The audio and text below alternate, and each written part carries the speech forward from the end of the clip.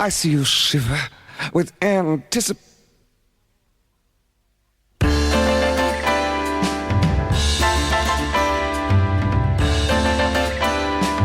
This is Mac OS Ken. Apple sets a September event, count pointer count on a foldable iPhone, and good news for some Mac Mini orders. It is Thursday, the 27th of August, 2026. I'm Ken Ray, and this is news from Mac OS Ken, brought to you by yours truly and sponsored by Clean My Mac, keeping Macs running smoothly since 2008.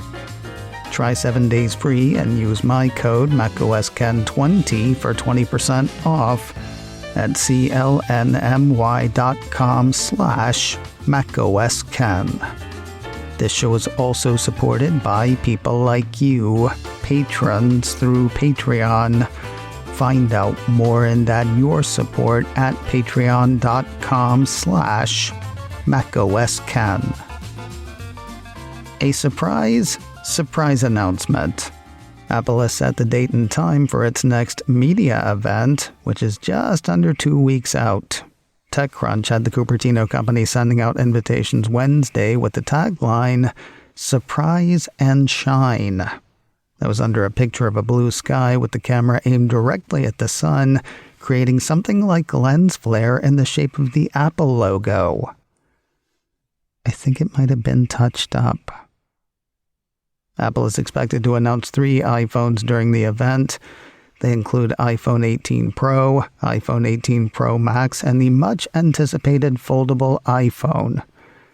9 to 5 Mac says Apple announcing new Macs and processors in late August rather than waiting for the September event could mean an oversized September event. We'll find out soon. Apple's Surprise and Shine is set for Wednesday, the 9th of September, at 10 a.m. Pacific, 1 p.m. Eastern. On the same day, Apple announced its anticipated foldable iPhone event. Word from CNET that most people probably don't care about a foldable iPhone, and certainly not at the price analysts are expecting. The site ran a study in conjunction with YouGov in mid-August, quizzing just over 2,600 U.S. adults. According to their key takeaways, 3 out of 4 U.S. adults, 75%, are indifferent about buying a foldable Apple device. The ones that would buy one would spend an average of $781, which is about $50 less than the non-folding iPhone 17 entry level. Industry watchers expect Apple's foldable to come in between $2,000 and $2,500. And finally, Ragnarok is negatively affecting upgrade plans for grown-ups in the States, with a significant percentage holding on to their current devices longer than originally planned. The survey is interesting, though, well, it took Apple 78 days to sell the first 1 million iPhones if memory serves. Most people didn't rush out to buy them. Lots of people thought they were too expensive.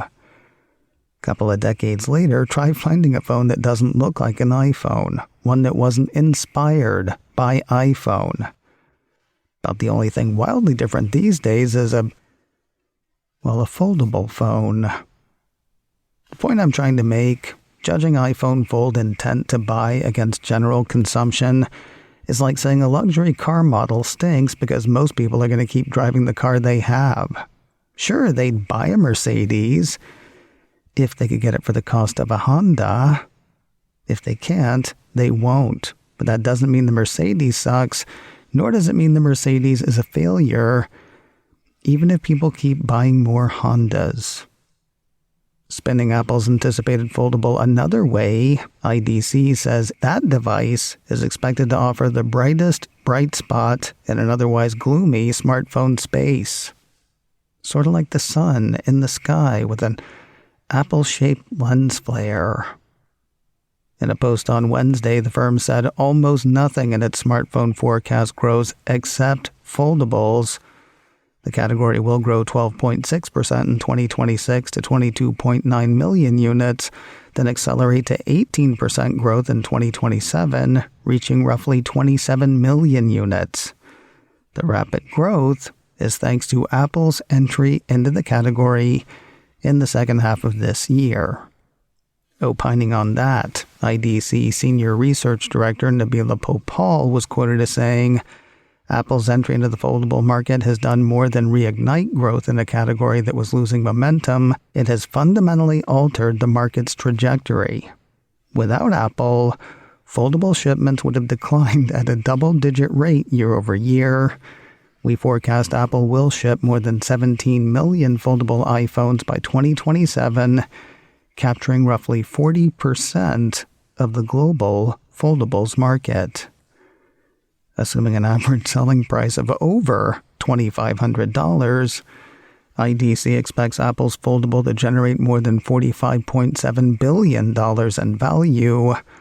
That'll give it over half of the foldable category's total value, according to the firm. For folks actually going to Apple Park for the Surprise and Shine event, the company's got an activity planned the evening before. Apple Insider says attendees are being invited to warm up the night before with a fun walk, run, or wheelchair lap at Apple Park. Hosted by the Apple Fitness Plus team, the 8th of September event will start at 5 p.m. and last for 1 hour. Participants can choose their pace and distance, up to 3 laps around the ring or 3 miles, according to the piece. Of course, most of us will be far from Cupertino for the event, sitting at home, on our couches, not sweating. Preparations are being made for us as well. Apple has put an event placeholder on its YouTube channel. Join us for a special event on the 9th of September at 10 a.m. Pacific, says the associated message. It also urges would-be viewers to tap Notify Me to be reminded before showtime. You should probably do that. I might forget to remind you. More news in a moment, but first a word from today's sponsor, Clean My Mac, keeping Macs running smoothly since 2008. One thing Mac users love about their Mac, it just works. That said, it's not magic. There are things you can do to keep your Mac humming, or you could leave the work to Clean My Mac. Cleaning out installation remnants, getting rid of duplicate files. Clean My Mac knows where they are and knows what to do with them. Then there's the stuff you can't do on your own, like scanning for and removing malware, running optimization routines. See, Clean My Mac isn't about fixing your Mac. It's about keeping your Mac running smoothly. The great thing about a Mac, it just works. The great thing about Clean My Mac, it works to keep your Mac working its best. Get tidy today. Try 7 days free and use my code MacOSKen20 for 20% off at clnmy.com/MacOSKen. Make macOSKen one word in all caps in both places. That way they know where you heard about it and you get the discount. Try 7 days free and use my code MacOSKen20 for 20% off at clnmy.com/MacOSKen. Again, MacOSKen is all caps, both places. Use code MacOSKen20 for 20% off at clnmy.com/MacOSKen. If you ordered a Mac Mini right before Apple's new Mac Mini announcements this week, there may be good news in your inbox. According to a piece from Mac Rumors, Apple has informed some customers in that situation that their orders are getting an upgrade. Obviously, this will hinge on your order having not been fulfilled yet. Thank you for your recent Mac order, begins the message, which goes on to say, we know you're looking forward to receiving your purchase. As you may know, Apple recently announced the new Mac Mini. Since your order has yet to ship, we automatically upgraded you to the new Mac Mini at no additional cost. Even with the apparent good news, there's some bad news folded in for some. While Mac Rumors noted one person who saw their shipment date bumped from October to September as a result, another saw their shipment seemingly delayed by several weeks. You know, some say the world is a vampire. I say the world is a yo-yo. Or maybe a bungee-jumping vampire. Virginia is for lovers and digital IDs. Mac Rumors says the Old Dominion flipped the switch on state IDs and Apple Wallet on Wednesday. The piece says the digital dues can now be used to display proof of identity or age at TSA checkpoints in select airports, at select businesses, and in select applications. While the number of places accepting such IDs is growing, it is still quite limited, according to Mac Rumors. They're also generally not accepted by law enforcement, according to the report, so you'll want to carry a physical ID when you can. And finally today, news of a new series hitting Apple TV Plus relatively soon. The Cupertino streamer issued a press release Wednesday with a description of and teaser for 12-12-12. According to the release, each episode of 12-12-12 unfolds across 3 timelines of a heist, the 12 months of planning, the 12 hours of the heist, and the 12 days following it. So sort of like 24, but divided by 2 and multiplied by 3. The description continues. The series follows a disgraced FBI agent and an American career criminal as they play a zero-sum game of cat and mouse across Europe. At the center of it all is the daring, epic raid on a bank vault deep beneath the streets of Zurich. Anthony Mackie plays the FBI agent, Jamie Dornan the career criminal. Honestly, the description sounds better than the teaser makes it look. Then again, it's only a teaser. 30 seconds or less, I guess. You can catch the teaser on YouTube. The first 2 episodes of the 8 episodes... Seriously? 8 episodes? It's called 12-12-12. You'd think they'd do, I don't know, somewhere between 11 and 13 episodes. Anyway, the first 2 of 8 episodes will hit Apple TV on Friday, the 13th of November.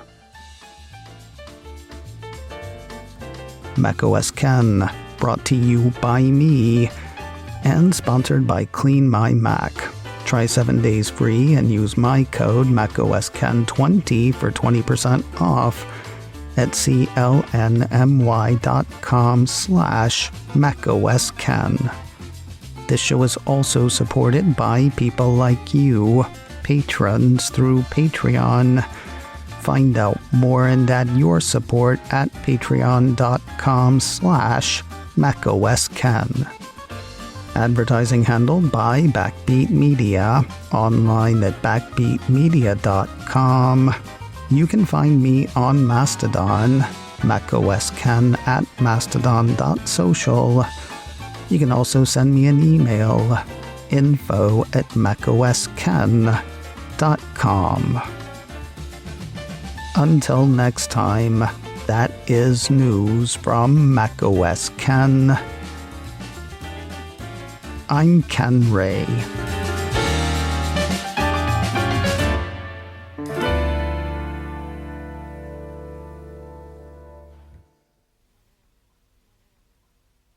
Patient.